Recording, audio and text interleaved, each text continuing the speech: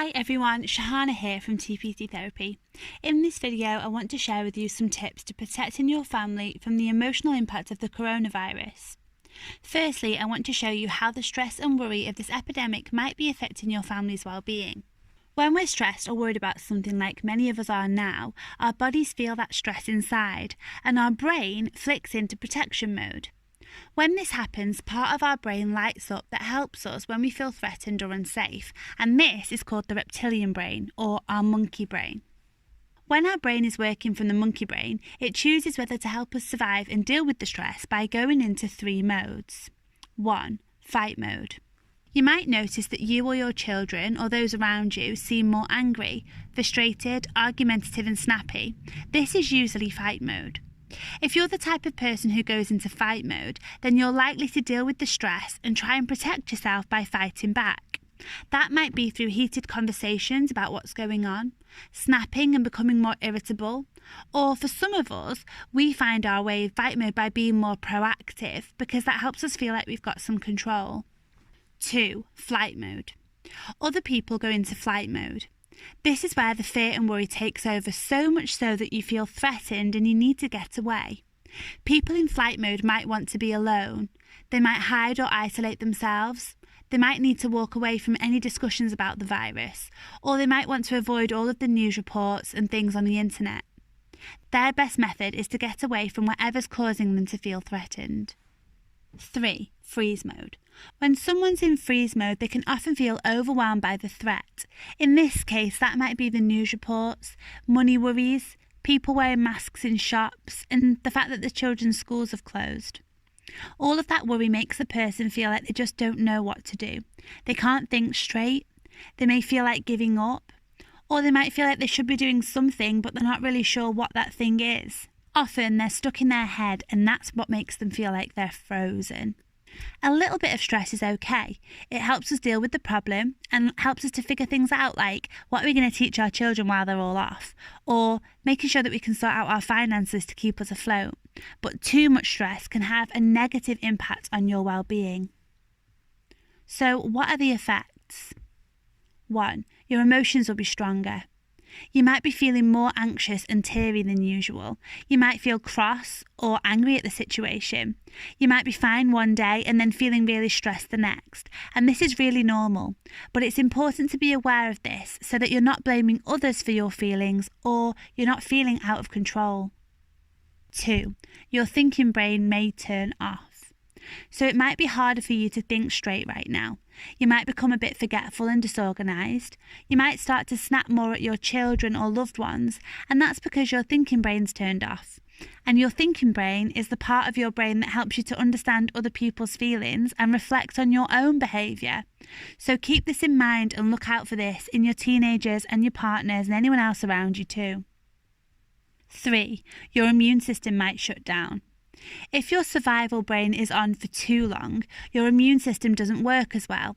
And this is because all of your body's energy is focused on trying to be in survival mode.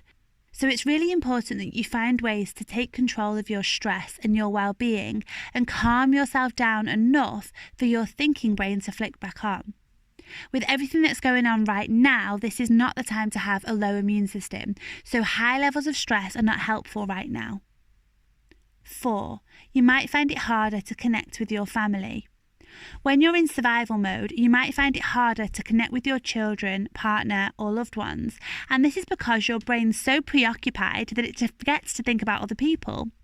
You might not notice the feelings of people around you. And to be honest, you might not care about their opinions or feelings right now either.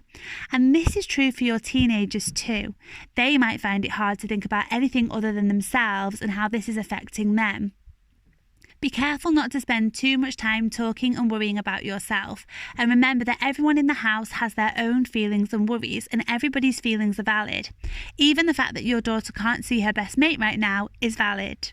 So what can you do to help your family? 1. Turn off the news. Minimise how much time you allow yourself to watch the news and read the stories relating to the virus, and this includes on your phone. The more you allow yourself to see, the more your body will stay in survival mode, and you'll increase those feelings of stress and worry. You can't change what's happening in the world right now, but you can change how you react to it and respond to it. Choose to make your home one that feels safe, happy and full of love, and instead watch fun movies and programs that will increase your feelings of happiness and togetherness. It's important you protect your children's well-being by not exposing them to the news either. They don't need to see it or hear it. This will increase their feelings of anxiety and stress, and you're going to see that in their behaviour. Now, if you're staying at home together, the last thing you want to be dealing with is difficult behaviour, so turn off that news. 2. Be aware of what you're talking about. Be careful about what you talk about in front of your children and for yourselves too. The more attention you're giving to it, the more your brain's going to feel threatened. Talking about the virus in front of the children will shift their brain into their monkey brains as well, and they're going to feel worried because you are. Remember, this is really hard for them too. Their schools have closed, they can't see their friends, they're going to miss out on their routines, so try not to talk about how hard it is to have them at home or how stressed you are. The more you focus on something, the bigger that thing becomes, so focus your conversations on the good stuff instead. Have child-appropriate conversations about what's going on. So for little ones, say something like, there's a cold going around and lots of people are getting poorly, so schools are closing and giving us an extra holiday so that people have got some time to get better. That means we can have more time together and watch our favourite movies and play. This is going to help reduce their stress levels, make them feel safe and secure, and keep them in a place that makes them feel happy. Children don't need the added stress and adult stress that we get knowing all of the details, so it's your job to protect them from this. Be the person you would have needed in this situation. Your children are learning how to handle stress from you. In your children's eyes, no matter how old they are, you are the expert.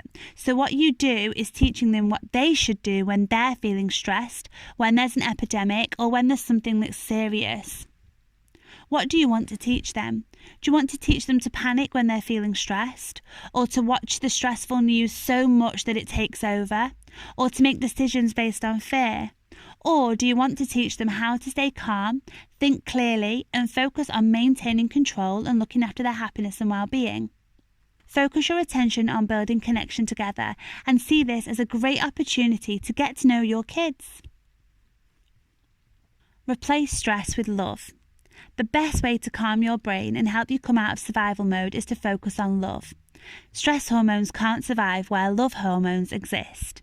So cuddle your children, read stories, watch their favourite TV programmes with them, be playful and have fun. Use this time to make memories and make them feel safe, secure and loved. This is going to decrease your stress hormones and theirs and help the whole family feel happier and more in control. We're sending lots of virtual hugs your way. Thank you for listening and check out our other helpful videos for more support. You can also download our free PDF helpful guide at tpctherapy.co.uk.